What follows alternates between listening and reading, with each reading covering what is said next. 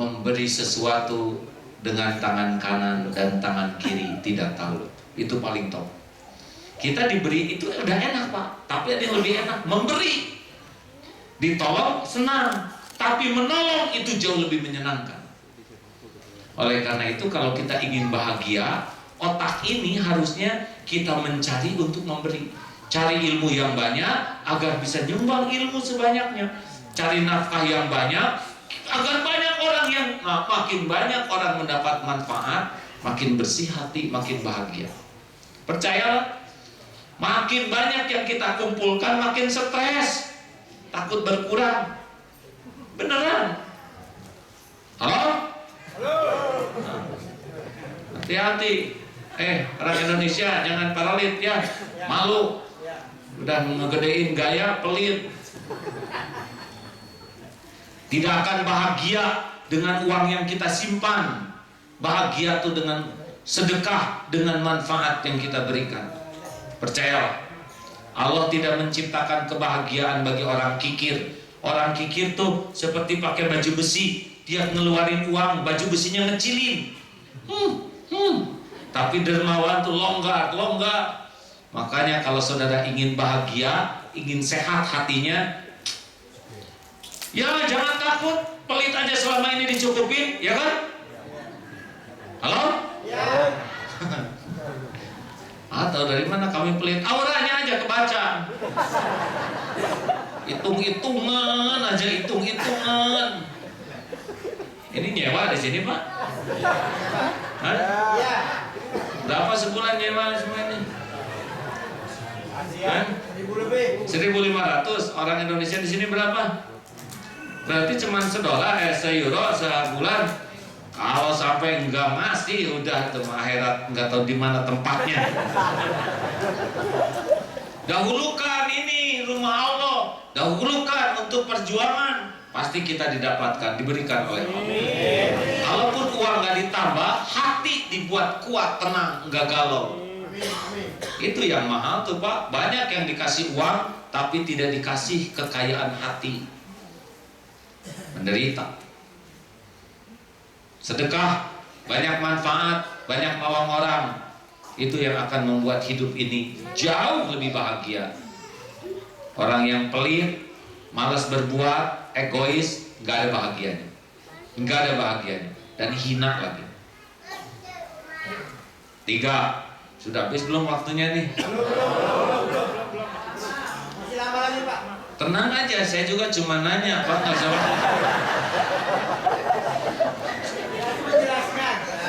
Namanya tamu harus tahu diri ya kan? Enak soalnya Pak Ustaz. Enak ditempelengin ini. Selamanya maksudnya. Iya benar. 3 apa? Norak. Sebetulnya norak itu diakalin aja kata-katanya supaya ngepas ya. Intinya adalah orang yang senang show off, senang pamer. Dia ingin kelihatan lebih daripada kenyataan. Ngerti? Ini menderita nih. Orang yang tidak berani tampil apa adanya. Ingin kelihatan lebih keren, ingin kelihatan lebih kaya, ingin kelihatan lebih oke, ingin kelihatan lebih modern. Pokoknya orang yang tidak nerima dan ingin kelihatan lebih itu sengsara. Itu penyakit itu. Coba saya lihat kira-kira ibu-ibu siapa yang stres ya. Oh, udah ketahuan dari jauh cerita. Siapa? Ya, yang paling sengsara adalah yang tidak nerima badan yang ada. Ingin kelihatan lebih langsing, tahan napas dari tadi. Ingin kelihatan lebih putih, direndam semalaman. Ingin kelihatan lebih muda, pakai jepitan jemuran. Udahlah, kita harus berusaha sehat. Kita harus menjaga vitalitas. Tapi kita tidak harus diperbudak oleh keinginan tampak lebih dari kenyataan. Tes, Ibu. Kalau difoto, pilih mendingan bagus potretnya dari aslinya atau mendingan bagus asli daripada potretnya? Jawab. Apa? Pengen bagus aslinya. Ada ya tuh, saya pengen bagus dua-duanya. Yang pengen bagus aslinya menderita. Yang pengen bagus dua-duanya itu paling sengsara. Jadi bagaimana kalau dipotret? Sederhana, gak usah dipikirin. Oh, ngapain mikirin potret ya? Potret mau urusan potret, wajah kan yang ini. Tapi dasar ingin kelihatan lebih keren di Facebook, di BlackBerry, semua diatur posisinya. Jadi pas ketemu teh, wah kamu kok beda.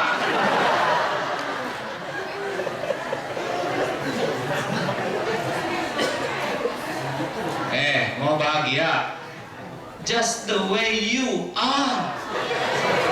Apa artinya? Dilarang merokok. Loh, ini yang motret, duduk bos. Gak kuat duduk ya di sini bos. Katanya penting ngaji, udah duduk ya. Gak bisa ini. Udah, jangan ikut campur, biar saya yang nyuruhnya ya. Kalau mau biasanya kita tuh suka habis hidup kita karena ingin dinilai orang. Udahlah, hidup mah nggak usah sibuk dengan penilaian orang. Lakukan aja yang terbaik, lillahi ta'ala, beres. Hidup ini jangan dipenjara oleh penilaian orang lain. Karena sehebat apapun yang kita lakukan, pasti ada yang gak suka, pasti ada yang menghina. Kalau hidup ingin dinilai orang lain, gak ada bahagianya. Luqman Hakim membawa anaknya ke pasar, membawa keledai. Pertama bapaknya yang naik, anak nuntun, ketemu sekelompok orang. Ini si bapak tidak punya perasaan. Masa dia naik keledai, anaknya jalan. Bapak berhenti, anak naik, bapak turun. Sampai bukit kedua ketemu lagi orang. Ini anak kurang ajar, masa dia naik, bapaknya jalan. Salah lagi, akhirnya naik berdua. Sampai bukit ketiga ketemu lagi sekelompok orang. Ini orang tidak berperi kekeledaian. Keledai satu masa dinaikin duaan. Salah lagi, udah pusing tuh. Akhirnya turun dua-duanya. Di pangku aja keledainya. Tahu sendiri kan, sudah sampai di pasar, ini orang bingung. Yang lain naik keledai, ini duaan dinaikin keledai. Hei anakku, tuh itulah manusia. Kalau hidupmu hanya ingin dinilai manusia, sepanjang hayat hidupmu sengsara. Karena setiap orang punya sudut pandang masing-masing. Lakukan lillahi ta'ala wa kafa billahi syahida. Cukup Allah jadi saksi, kamu bakal bahagia. Amin. Udah, lepas itu hati selalu ingin dinilai orang, gak ada gunanya. Kenapa dong pakai sorban? Saya pakai sorban bukan karena pengen dipuji, belum tentu ada yang puji. Saya pakai sorban niatnya adalah menghormati majelis ini. Kalau saya ceramah menghormati, kan gak pantas kalau saya ceramah pakai kaos singlet, celana sepak bola, ya kan? Inilah semampu saya menghormati, begitulah. Jadi kalau ibu bapak mau berpenampilan baik, niatnya adalah menghormati, bukan untuk dihormati. Beda rasanya. Bu, pak, tiap orang tuh punya kapling masing-masing. Jangankan se-Indonesia sebanyak ini, adik kakak aja beda-beda takdirnya, ya kan? Kenapa kita harus ngebanding-banding? Dah nggak usah pusingin mikirin penilaian orang, asal Allah ridho udah cukup. Bahagia tuh milik kita dengan Allah, bukan milik kita dengan penilaian orang. Terima apa yang ada, syukuri dan jalani, jauh lebih enak. Tidak usah kita ingin seperti orang lain. Yang penting mah kita jadi disukai Allah, benar? Kita jadi tua, terima. Dan gak diterima juga tetap jadi tua. Jangan suka lihat potret waktu SMA, ibu-ibu. Lihat, mama waktu SMA. Segini lucunya. Dulu ibu lucu, sekarang dipakai lagi seragam itu lebih lucu. Bapak juga lebih lucu lah. Sama kali ya juga tua ya. Emang yang tua ibu-ibu aja ya bu ya. Masih kuat ini? Masih. Udah, jadi tapi bagaimana kalau ada orang lain menghina? Ya biarin. Orang yang menghina kan sebetulnya tidak melukai kita. Gini, mulut itu seperti moncong teko, hanya mengeluarkan isinya. Di dalam kopi keluar kopi, di dalam comberan keluar comberan. Kalau orang menghina, dia itu sedang pamer kehinaan dirinya. Dan orang mulia mah nggak akan menghina karena tidak ada stoknya. Stok hatinya baik, yang keluar yang baik-baik aja. Tapi karena stok hatinya jelek, maka yang keluar yang jelek. Jadi kalau orang menghina tuh lebih memamerkan kehinaan dirinya. Nah celakanya kita mirip, jadi sakit hati ya. Seperti ada yang menyebut, hei monyet, itu kan dia tidak tahu monyet ya. Kalau kita tidak merasa monyet, tinggal jawab, bukan, beres. Tetapi karena unsur kemonyetannya begitu melekat, sehingga tersinggung.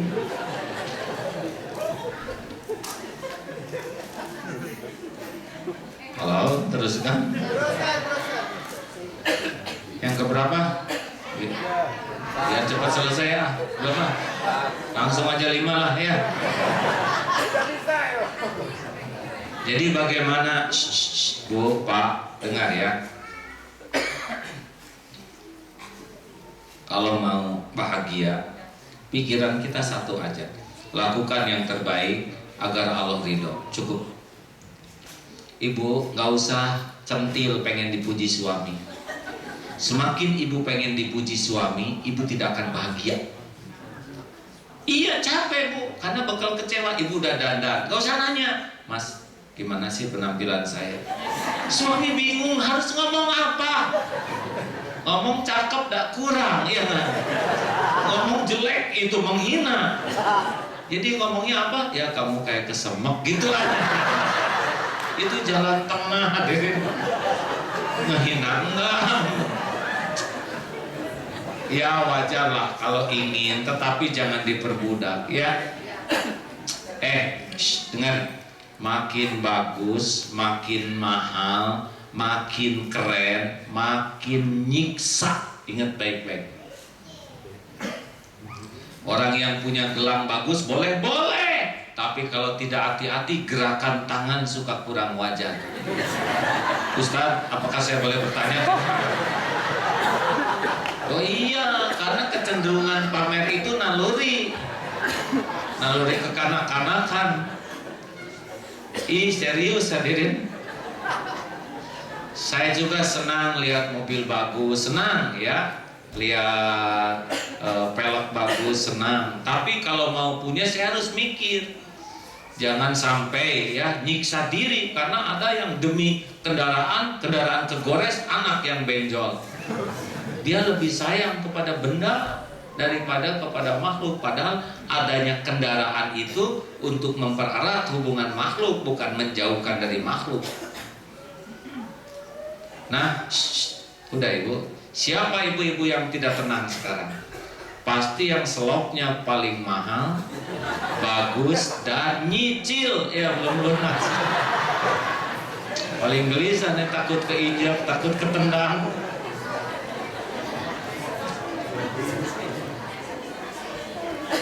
Tidak boleh nyicil di sini. Maaf, ini bahasa Indonesia. 4. Yang keempat apa tadi? G, galak atau marah. Gini ya. Ya Rasulullah, beri saya nasihat. La taghdab, jangan marah. 3 kali. La taghdab, jangan marah. Kenapa? Karena orang yang pemarah itu benar-benar meruntuhkan dirinya sendiri. Ada orang-orang disebutnya oleh para ulama orang bodoh. Orang bodoh itu adalah orang yang merasa dengan memamerkan kemarahan dia jadi wibawa. Ada orang yang marah tuh sebagai tanda kewibawaan, padahal itu tanda kebodohan. Tidak ada riwayat Rasulullah marah-marah, ya kan? Tidak ada riwayat para sahabat uring-uringan pemarah, nggak ada. Justru yang pemarah tuh Abu Jahal, Abu Lahab, orang yang mengendalikan marah. Jadi ketika ditanya siapakah orang yang paling kuat, alladzina yamliku nafsahu 'indal ghadab, orang yang paling perkasa adalah orang yang bisa mengendalikan amarahnya.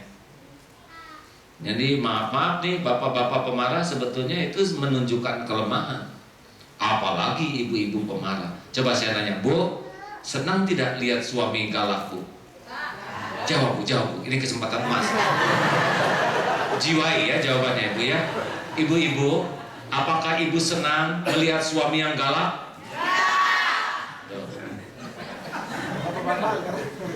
Ibu tidak senang melihat suami galak dengan jawaban segitu galaknya.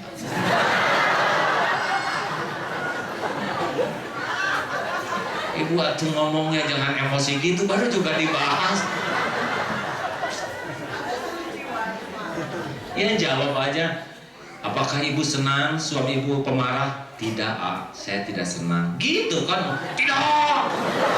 Sambil marah. Inilah masalah kita, Pak. Kita tuh suka nggak jelas gitu ya. Ibu kan nggak senang lihat suami pemarah, bener Bu? Apalagi suami, ya kan? Paling mual lihat istri galak. Oleh karena itu, ayo kita atasi. Gimana dong, bukan marah. Yang bagus itu tegas dan santun. Ini solusinya. Kalau marah itu sumbernya nafsu. Keluarnya marah, hasilnya zolim. Orang marah itu lebih senang yang dimarahinnya sakit. Makanya kata-katanya nyerang ke orang. Pakai dong otak kamu. Itu otak atau perkedel? Ngaco loh. Gitu. Tapi kalau orang tegas, itu asalnya dari takwa. Keluar tegas, ujungnya adil. Hakim itu tidak perlu marah, yang penting tegas, ya kan? Tidak mungkin hakim, saudara terdakwa kurang ajar. Saya benci sekali melihat saudara. Saudara turunan siapa sih? Sebagai hasilnya palu ini selain diketokkan ke sini juga saya ketokkan. Wah, ini enggak, hakim enggak bener nih. Dia emosi. Saudara terdakwa terbukti saudara melakukan pelanggaran, saudara dihukum mati sebelah badan.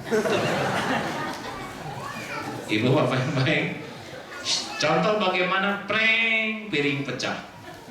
Kalau pemarah begini, kalau di Indonesia, maaf saya belum tahu contoh di sini ya. Bibi, di mana sih mata kamu?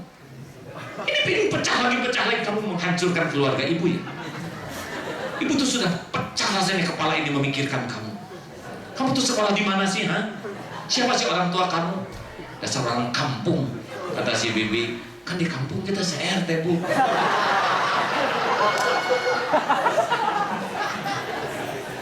Tapi kalau orang yang tegas, prank piring pecah, Bi, selalu orientasinya dua, bukti dan aturan. Suara apa, Bi? Suara piring pecah, Bu. Gimana, siapa yang mecahin? Saya yang mecahin. Oh, piring keberapa, Bi? Piring terakhir, Bu. Bi, duduk dulu sini ya. Jadi piring keberapa? Ya, ini sudah 10 losin, Bu, sudah habis. Bibi ingat aturan kerja waktu mulai kerja di rumah ibu? Ingat, Bu. Gimana, Bi? Kalau piring, pisin atau gelas pecah 10 losin, berarti saya sudah harus pindah kerja, tidak kerja di sini lagi. Baik, sudah 10 losin sekarang? Sudah. Berarti ini hari terakhir Bibi kerja di rumah saya. Saya minta maaf kalau memang tidak bisa diperpanjang ya, Bi ya. Dan ini sekedarnya santunan kalau nanti sebelum mendapat kerjaan baru. Ibu doakan semoga Bibi dapat tempat kerjaan yang lebih baik. Dan Ibu berterima kasih selama seminggu Bibi kerja di rumah Ibu. Banyak sekali kesan yang mendalam. Nah, itu emosi. Tegas mah tegas aja, nggak usah pakai marah-marah, benar? Ini ada yang punya anak kecil nggak? Banyak? Ada yang anaknya nggak nurut? Itu mah gimana ibu bapaknya? Dan nggak tegas. Kita mah banyak pakai marah. Nggak perlu marah ke anak tuh. Yang penting anak tahu aturannya, tegakkan konsisten. Kalau di Indonesia misalkan ya, libur boleh main PS 2 jam. Udah 2 jam, udah nak, udah 2 jam. Nggak mau ibu, 2 jam sudah. Tidak mau, nangis, jerit-jerit. Kamu janji, tinggal janji. Setengah jam lagi, awas itu selesai ya. Udah kepegang nih oleh anak. Ngejerit, kejang-kejang, guling-guling, pasti ibu nurut. Nanti dia ngetes. Ibu, pengen balon. Gak boleh, kamu udah jajan dari pengen balon. Kali awas. Tapi anak sederhana, udah ada formulanya. Ngejerit, kejang, guling-guling dikit, dapat gitu. Dan itu akan terus begitu. Makanya ibu harus lebih pinter. Anak tuh kan sederhana otaknya. Jangan sampai ibu lebih sederhana lagi. Udah 2 jam nak, nggak bisa. Ibu udah tahu, pasti mau ngejerit guling-guling, silahkan cabut. Ada nggak ngepek gini nih. Nanti dia akan robah tuh pikirannya. Pengen balon dari 5.000, gak akan dibeliin. Nah, mau ngejerit nggak bisa. Ini udah kesepakatan kita. Nangis aja, pasti nggak dibeliin. Dia jerit-jerit, bener nggak ngepek nih. Udah mending main yang lain aja gitu. Jelas nggak nih? Jelas. Dan dia akan menilai itu otaknya. Jadi nggak perlu kamu ini nggak nurut, nggak kayak gitu waktu ibu bayi dulu. Apalagi ngejual suami ini gara-gara bapak kamu sih. Udah banyak marahnya, sedikit duitnya. Lebih jelek lagi ini. Bu, Pak, jangan banyak marah ya. Capek, nggak ada wibawa, kata-katanya juga jelek. Pemarah tuh cenderung pahalanya hangus. Dan nggak ada apa-apanya. Orang yang pemarah itu kan makin emosional, makin menandakan kebodohannya. Karena kemarahan itu sangat primitif, Pak. Benar? Benar. Kucing, jarang ada kucing bijaksana, ya kan? Tapi bijaksana tuh hanya milik manusia.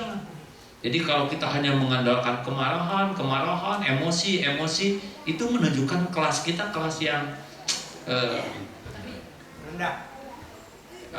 merendah mau teri, Pak. Di sini teri, di sana rendah ya. Rendah. Iya boleh, Pak. Kita akan marah, kita akan merasa tersinggung, kecewa, sakit hati, tapi kita harus manage ini, ya kan?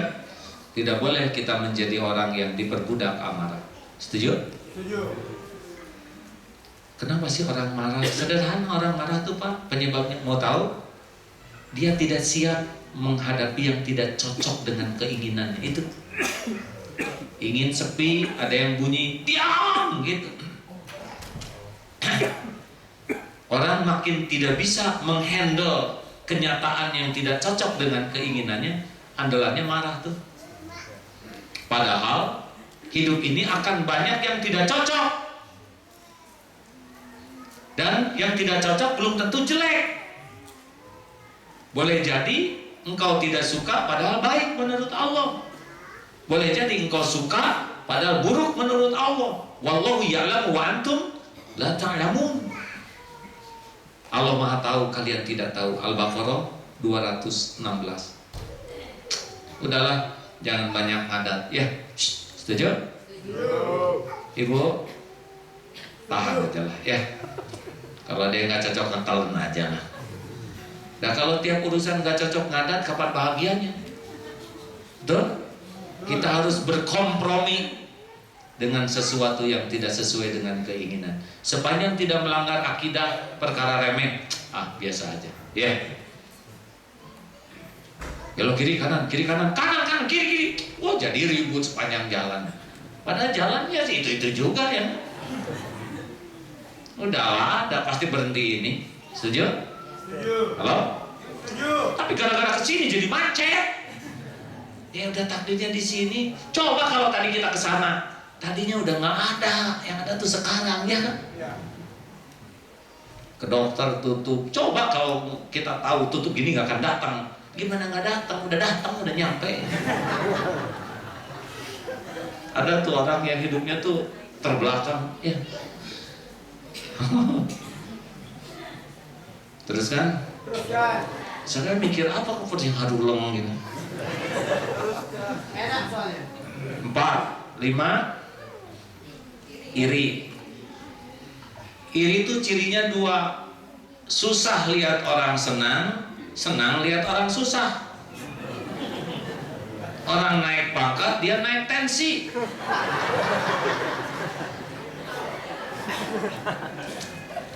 Ini luar biasa ini. Jadi dengki itu, nah sebentar lagi di Indonesia musim dengki nasional. Pilkada itu adalah saat dengki nasional, ya. Antar partai dengki sama partai lain. Nah di dalam partai anggotanya juga dengki satu sama lain.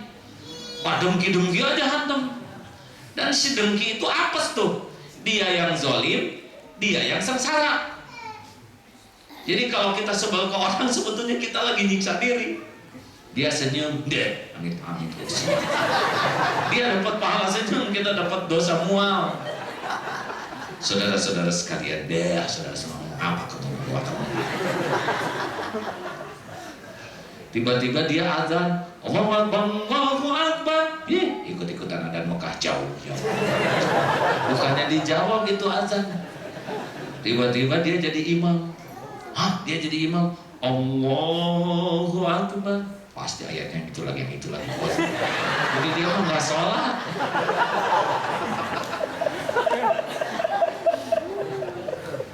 Sebel sama tetangga, tahu-tahu dia ganti mobil, kita ganti kulit. Panunya kumat. Bila hati kian dengki, tak rela orang dapat rezeki, tak pernah mau memuji, hanya bisa mencaci. Tapi bila hati bersyukur, kebaikan tak pernah kendur. Walau tidur tak pakai kasur, hati tetap merasa makmur. Jagalah hati, jangan kau nodai. Masih ingat tidak nih? Ini lagu kebangsaan nih. Pun tidak berkumandang, ya. Gara-gara gosip tidak berkumandang. Ibu, udahlah. Tiap orang itu ada takdir masing-masing. Dengar. Jangankan satu begini, adik kakak aja beda-beda takdirnya, ya. Ibu sama, bapak sama, anak 5 beda. Wajah beda, karakter beda, rezekinya beda, jodohnya beda. Biarin Allah ngatur sesukanya.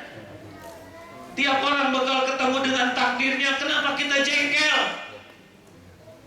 Itu tuh yang jadi presiden Indonesia, kalau giliran selesai jabatannya harus rela. Ini dulu anak kuasa ya. Udah Pak pensiun, ada waktunya segalanya. Justru presiden seumur hidup diturunin rame-rame, ya kan? Gak ada yang husnul khotimah itu. Benar tidak?